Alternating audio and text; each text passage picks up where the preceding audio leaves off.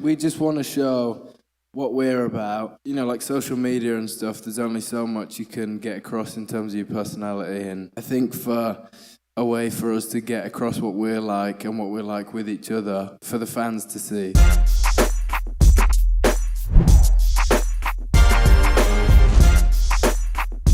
He is One Direction's leading man. He is Harry Styles. He was the heartthrob. He was the one that everybody wanted.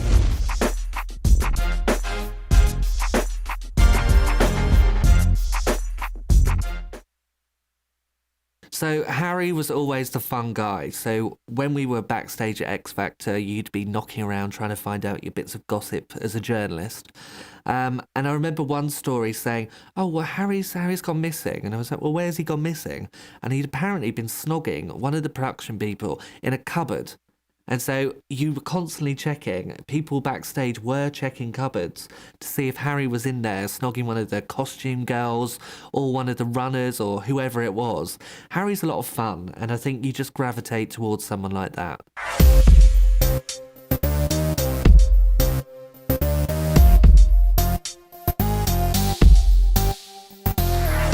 Harry Styles is the youngest member of One Direction.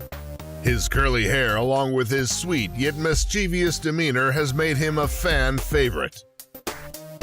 I think Harry, it's a combination of the very innocent schoolboy face that he has with this very cheeky, little bit dirty, somewhat possibly confident and aggressive sexual side that he clearly has as well. I think you know you're doing something right when, even though you're one of the most famous men in the world, even though millions of fans are buying your records and coming to see you in concert as part of One Direction, but when the other artists and VIPs and celebrities want to hang out with you and meet you backstage and have conversation with you, as I've witnessed many times with Harry Styles, you know that something's going right. He's a very nice, genuine guy. He'll always make time to not only meet his fans, but also spend time with other artists backstage. He loves talking about music. He'll talk to people like Ed Sheeran about songwriting and lyrics. And, you know, he's interesting as well in the sense that he doesn't give too much away, and I really respect him for that. He doesn't give many interviews. He doesn't say a lot. He's a very witty guy as well. He's a very charming guy, but ultimately I think he's a very talented guy. Journey from obscurity to worldwide superstardom is an inspiring tale that ultimately began with humble roots.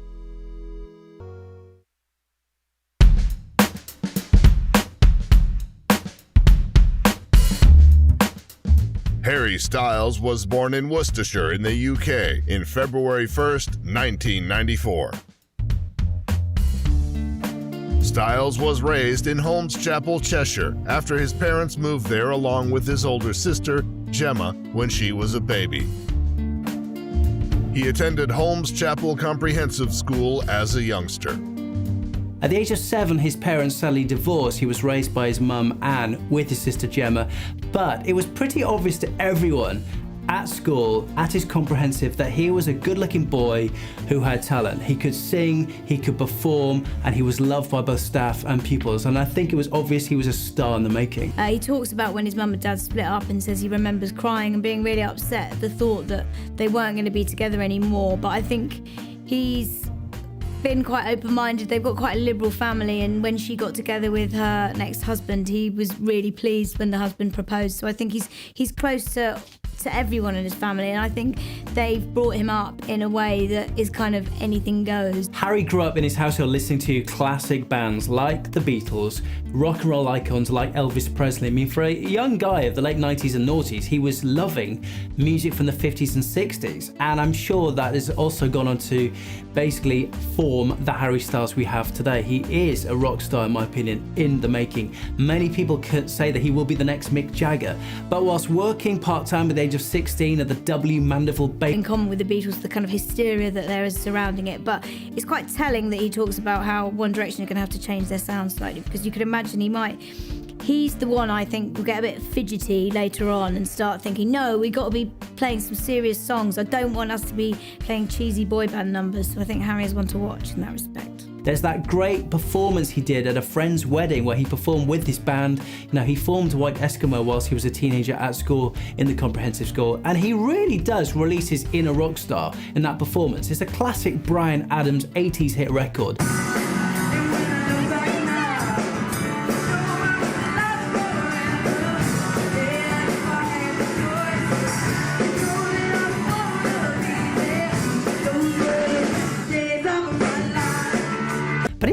sort of Mick Jagger mannerisms. He's in a tie, he's in a suit with a shirt.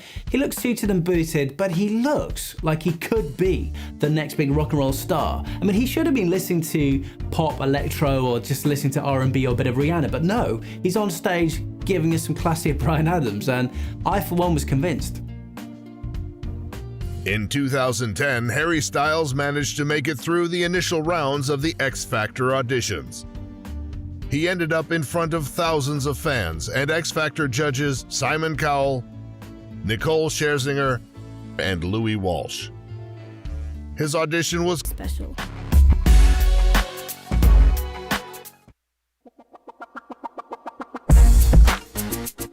At this point, Harry was no stranger to making headlines and filling showbiz columns.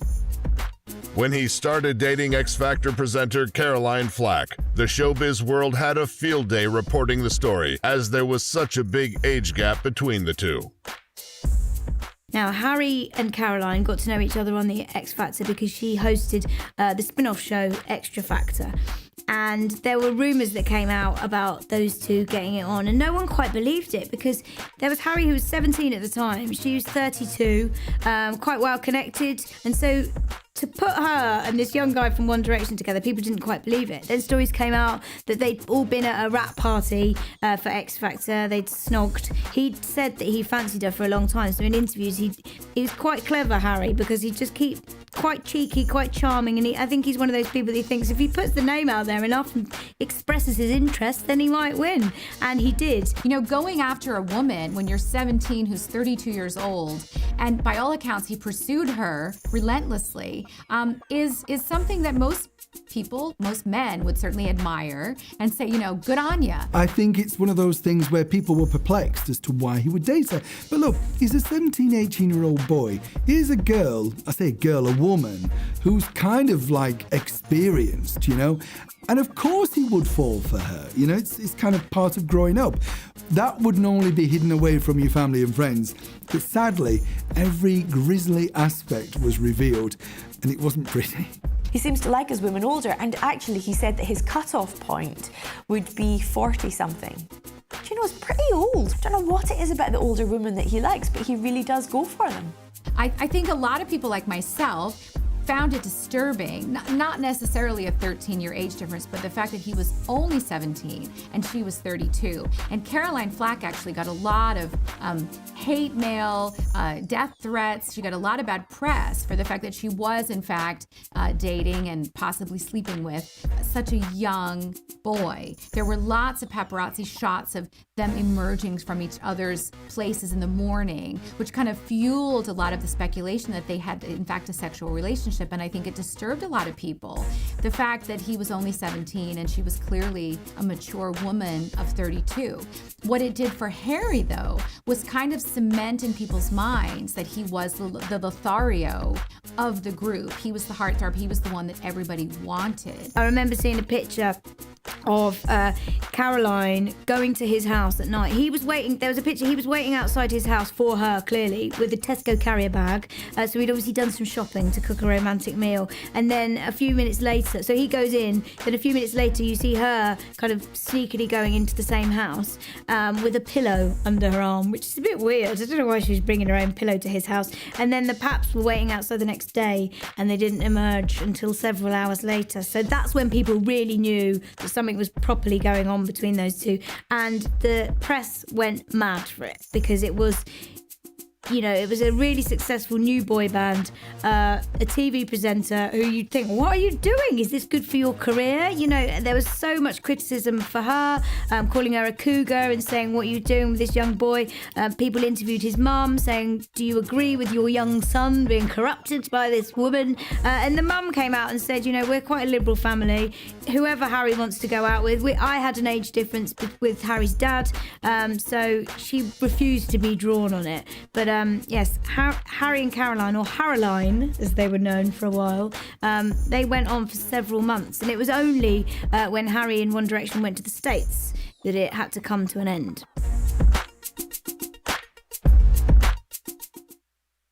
And I think it's fair to say One Direction ended 2012 when they took to the stage at Madison Square Gardens in New York, because I was there and I saw that concert. They ended their incredible year and they celebrated in serious style, knowing that they'd sold millions of albums around the world. There was a feeling that the second album was quite rushed, as in it came out a year after the first album. However, it's pretty common practice and is dated back from the 60s that bands need to produce an album every year or so. Look at Rihanna, 7 in 7 years. The danger is that you could have burnout.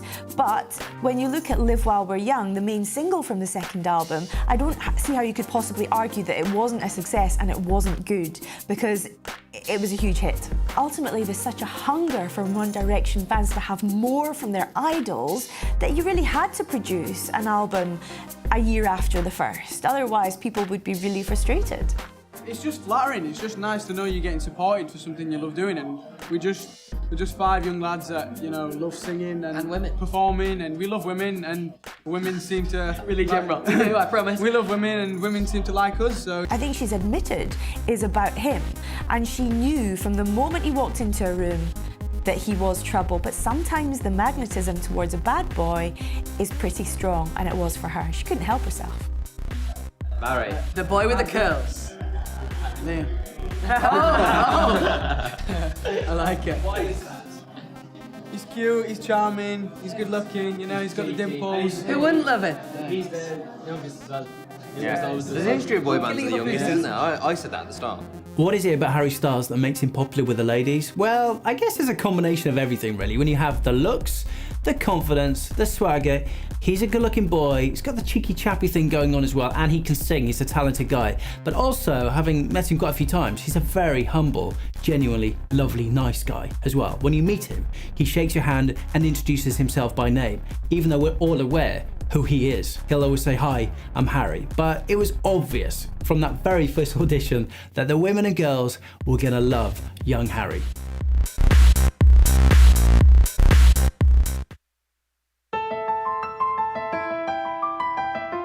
In February 2013, One Direction released a cover version of the classic Blondie song, One Way or Another, as the 2013 comic relief single. As part of their involvement with the UK charity, One Direction traveled to Ghana to volunteer at a children's hospital, visit schools, and make donations.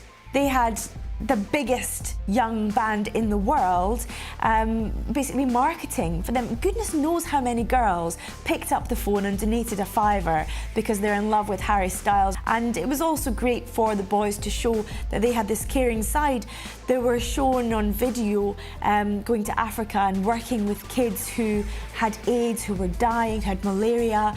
Harry Styles was crying, the other members were crying too, and it really showed you how human that they were. It is, yeah. It's a charity single, obviously, a cover of the classic Blondie tune, One Way or Another.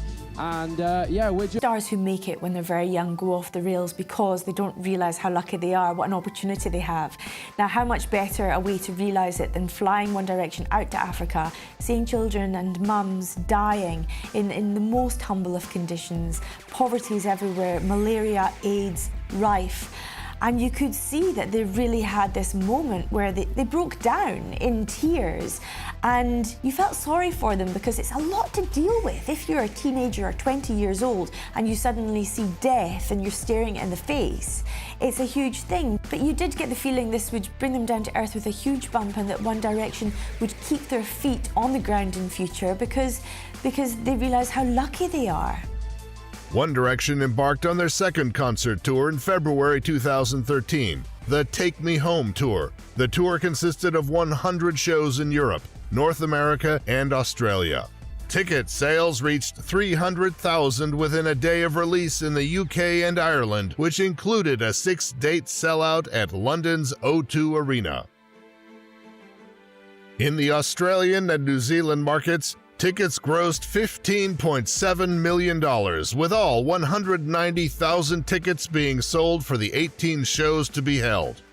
The tour received critical acclaim from the music critics, who praised the band's live vocals and their performance abilities, and was a commercial success with over 1.6 million tickets from 134 shows. Yeah, I think especially this year it seems to have been just a massive, massive year for British music. I think, you know, Adele, Mumford & Sons, Ed Sheeran, they've all had huge years, and we're very honoured to be part of that, and, you know, people recognise kind of just British music, and it's nice that kind of tonight that's celebrated, because this year it seems to have been especially kind of big for British music, so it's great. It's, you know, we're happy, so it's great. In mid-2013, One Direction announced the release of a 3D documentary and concert about the group titled One Direction, This Is Us, directed by Morgan Spurlock.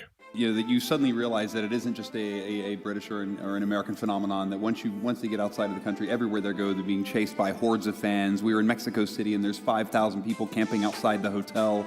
I mean, this is such a massive global phenomenon, and it's only growing. I mean, it was incredible to witness and see. We just want to show what we're about, and, you know, with, you know, like social media and stuff, there's only so much you can get across in terms of your personality, and, you know, social media and like 10-minute interviews that you do with people. So I think for a way for us to get across what we're like and what we're like with each other, for the fans to see. And I think that's the kind of stuff that they want to see, is like the behind the scenes stuff. And, you know, we just wanted to make a lot of that. Love life was again the topic on everyone's lips. The paparazzi in Los Angeles followed Harry Styles around everywhere. Of course, at the time, One Direction was just becoming the biggest pop act in America, breaking records, getting #1 records in the album chart, really delivering on every level, and because they were a global phenomenon. But, of course, all attention was also focused on who was Harry hanging out with, who he was dating. So Harry dated Kendall Jenner after they met backstage. I think it was at the Nickelodeon Kids' Choice Awards. It was a short-lived romance. We think it was about 3 months. She, of course, from this incredible Hollywood family, the Kardashian family, the #1 family of reality TV worldwide. But the poor couple, I mean, they were followed everywhere. Wherever they went in Los Angeles, of course, wherever Harry goes or wherever One Direction go, the paps, the media are there following and documenting every step of their journey.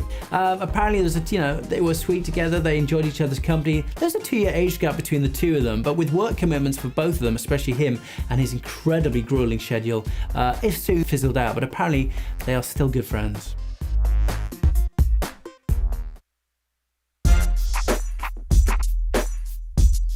But the question on everyone's lips is, what does the future hold for Harry Styles? Without doubt, I believe that Harry Styles will be and is a star in the making, and he will go on to be a huge selling solo artist. I really believe that he has the charisma, he has the talent, and he has that rock and roll X Factor swagger to go on to do whatever he wants to do, as in when One Direction decide to call it a day. Rock career, they're selling records and arenas out around the world, and it's working for all 5 of them. I mean, one day they will of course call it a day, but I really do believe that he's got that Mick Jagger essence, you know, whatever it is that rock stars need to basically drive women crazy. Styles has it, but he's also got the ability to write some incredible lyrics. He's a real musician at heart as well, but ultimately I think he's a total solo star in the making. I can't wait to see what he does next. He's the boy who came from nowhere, who would end up being an international superstar. From his humble beginnings on The X Factor to performing in front of millions has been unique and inspiring, and will continue to fascinate the showbiz world for years to come.